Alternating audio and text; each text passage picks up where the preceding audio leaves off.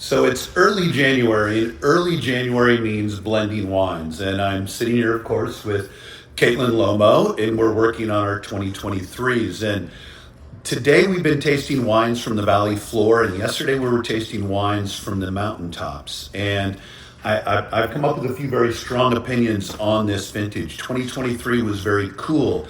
In cool vintages, you have slow development of your tannins and phenolics. And the season started out last year without a lot of canopy development because we had what they call spring fever. We didn't have a lot of sunshine. We didn't have a lot of heat.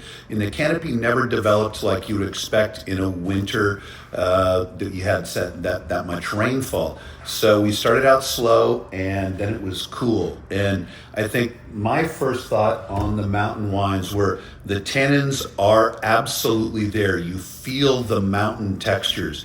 The wines have concentration, power, and grip, and they're going to age at a glacial pace. These are wines to purchase. If you had a grandchild or a child born in 2023, buy these wines and you know they'll be fresh when they finally get around to opening them. So Caitlin, when it came to the flavor profile, how would you describe the base flavors that we got from the mountains in 2023?